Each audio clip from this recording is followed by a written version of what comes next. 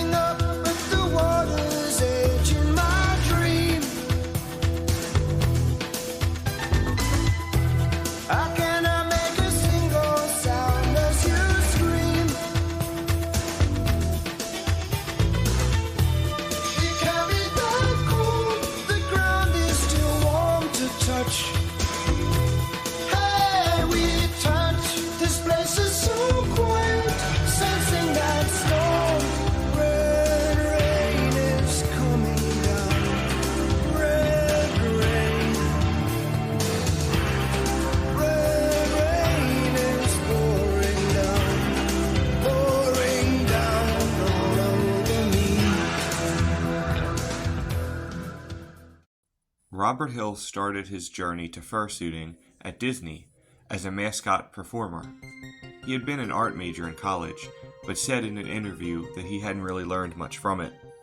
He found animation repetitious and boring. However, performing in costume was exciting.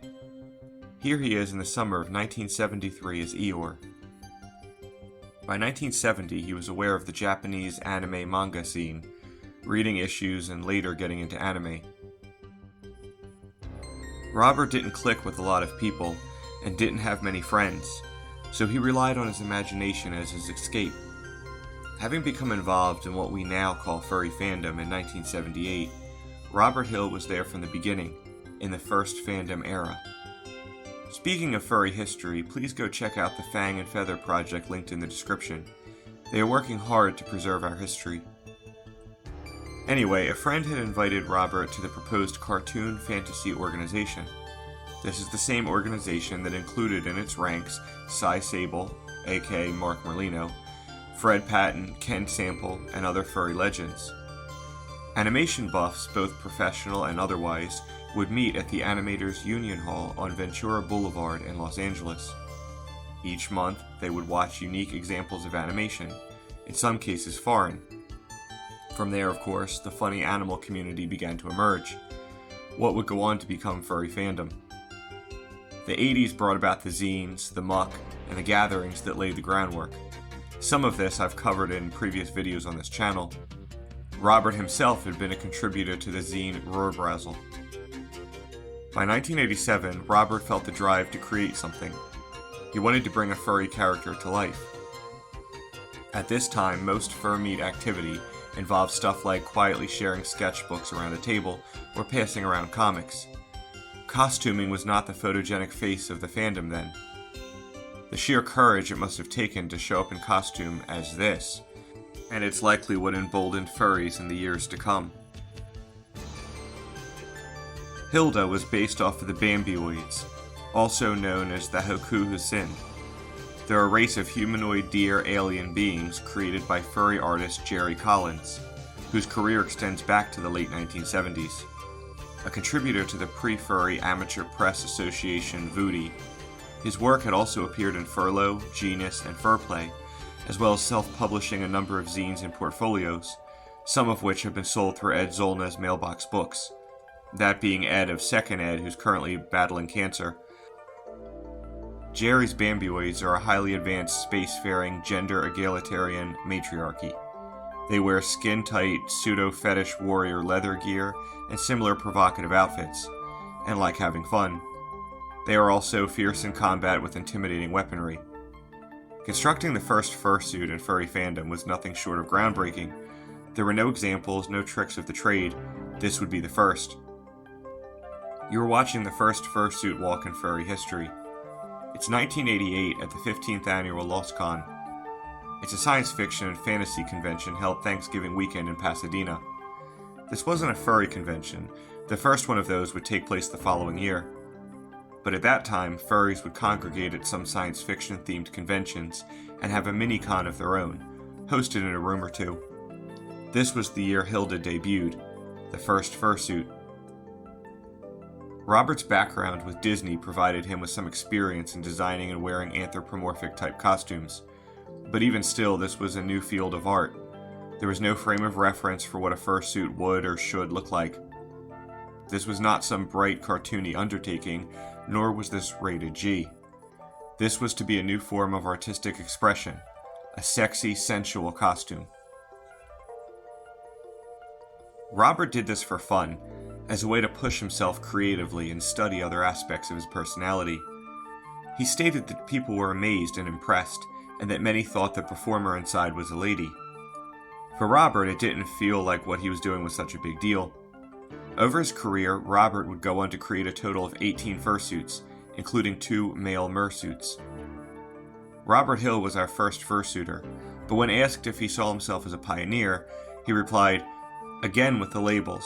I just did what I felt like and screw anyone that didn't approve." The costume thing really didn't start catching on in earnest until the early 90s, and with the advent of the net, it was unstoppable. To me, it was simply a hobby and done for fun. Doubtless, when attended cons, there are a handful of other costumes that began to make themselves known. Most of them had no idea who I was, but when I'd come out to where they were just walking about, start performing, and then they'd go elsewhere. They didn't know who I was, but they sure hated me. Perhaps this was because Hilda was seen as controversial by some at the time. Sadly, not everyone appreciated this new art form, but they were in the minority. Even still, at the time of this interview in 2018, Robert was asked how he felt he'd be received now, to which he replied, "I'd be mocked or totally ignored, as everything out there looks like it was cut from the same cookie-cutter mold. Plus, all the kids that are doing it are in cliques, etc. I don't know, I never spoke to them." Now, I have no idea if this would be the case or not, but to anyone listening to this, please remember to be kind and appreciative of the gray muzzles of our community. We wouldn't be here if it wasn't for them, and one day, each of us will likely be one ourselves. So don't treat others any different than how you'd like to be treated. In the early 2000s, he gave an interview during the infamous MTV Sex 2K episode on furries. It's an extension of yourself, living out your fantasy. You just happen to be wearing a furry body. A lot of people in human form are not content or are not comfortable with their feelings, sexual and otherwise. And by getting into the furry world, it allows them the freedom to do that.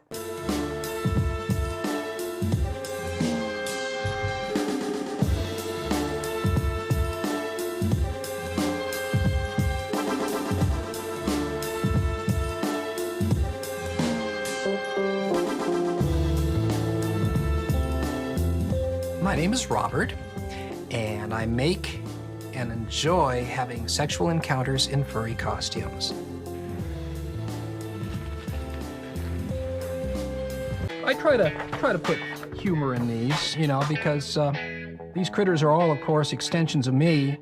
The term furry is something relatively recent. Those of us who are into that scene, shall we say, back in the bad old days, before the mid-90s or whatever, we used to say, well, we're into anthropomorphic animals. So it goes back quite a ways. I first got into furry costumes as a teenager, working in a major theme park. When we'd be performing in costume, sometimes things would get a little boring, and if the right person was in one of the other costumes in your particular unit, well, paws will go where paws will.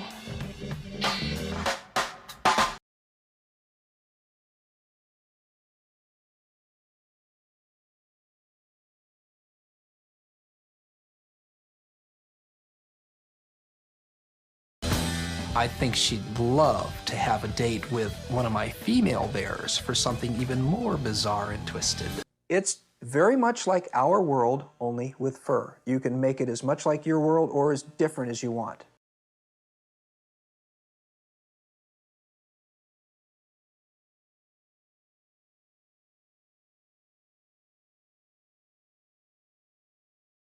A former friend of mine and said, you know, you have all this experience with those costumes and things. Have you ever thought of making your own?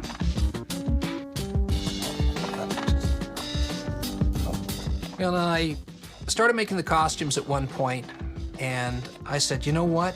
Why don't I take it a step further and make them voluptuous and sexy? When I make a costume, I want to make sure it's as attractive as possible.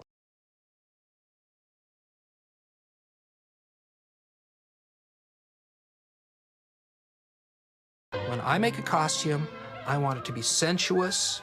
I want it to have shape, form, and feeling. When you look at yourself in the mirror, you like what you see.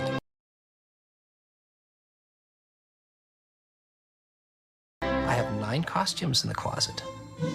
Not that they're necessarily closeted per se, but that's where they reside when they're not being used. My favorite costumes are Clementine and Robert. Robert is a sexy little male bear. Clementine, when you wear her, you can bounce off the walls, you can do anything you want. Recently, I was contacted and asked to display some of my work in an opening at a gallery that's coming up shortly. And I said, well, okay, why not? You know, I usually kind of shy away from that sort of thing. And they also asked if I wouldn't mind coming in one of my costumes. What's this person's name? Clementine. Clementine. And it should be very interesting to see what sort of reactions we get.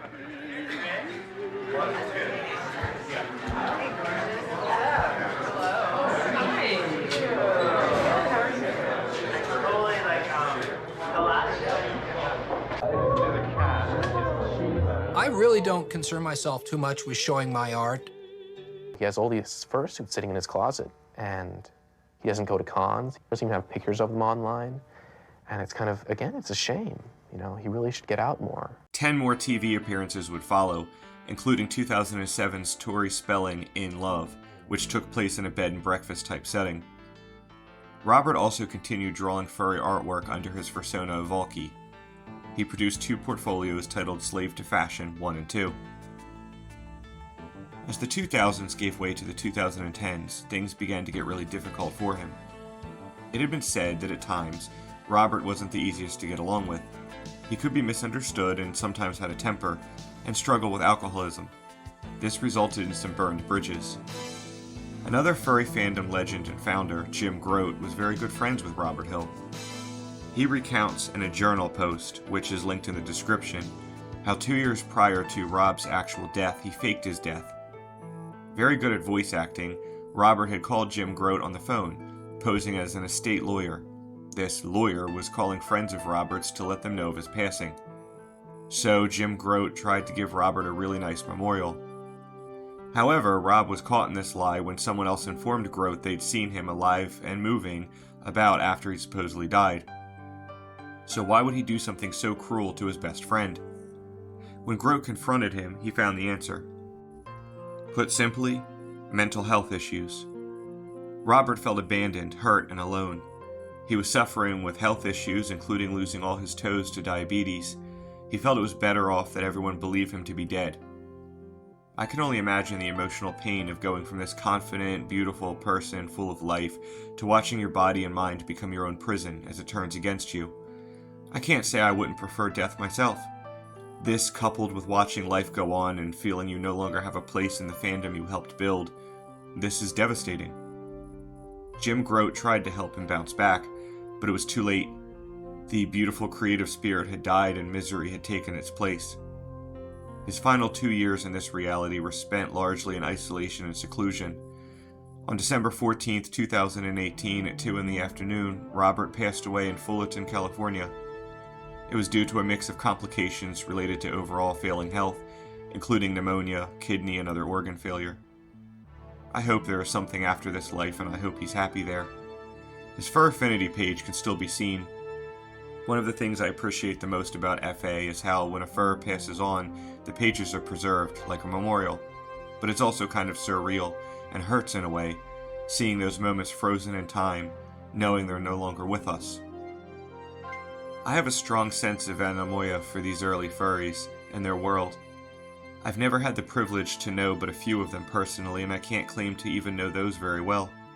I was decades late to the party, but all the same, I feel love for them. I cherish their fearless creativity. They had a boundless vision that changed what was possible. This inspires me every day, and despite having not been there, I can't help but feel a painful nostalgia. Robert Hill had signed off previously to donate his body to science. There is no physical gravesite or marker. But if you want to see his memorial, look around. The next time you see fursuiters frolicking at a convention, or your fursuit crush drops another video, Robert's memory is all around us in the fandom that he helped create.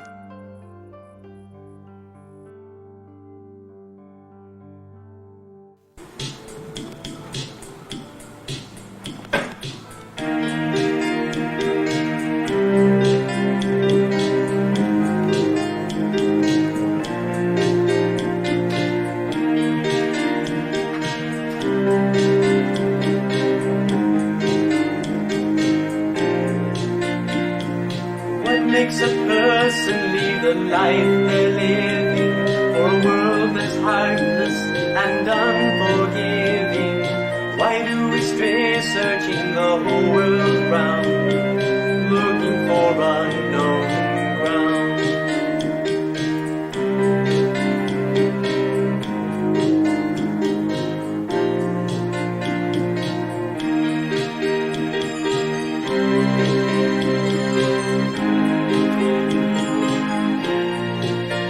Now faith is the fire that burns in all our souls. It is what keeps us fighting, it makes us bold. But faith can't rely on what's been known and found, so it searches for unknown ground.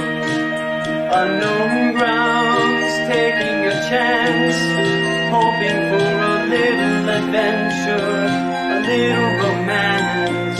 The key to each secret may be lost or found when you're searching in unknown ground.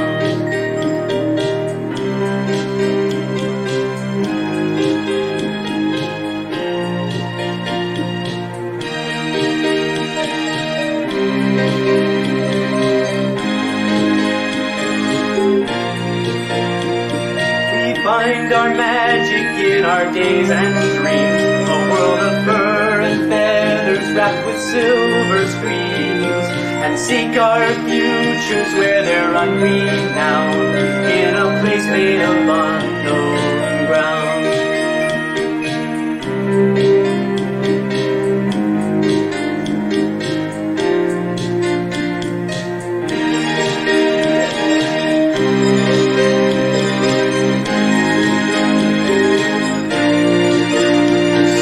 Follow the feeling that wants to explore, to hear the ocean beating on an unseen shore. Don't spend your lifetime where it's safe and sound. You must search for the unknown ground. Unknown grounds, taking a chance, hoping for a little adventure, for a little romance. The key to each secret may be lost or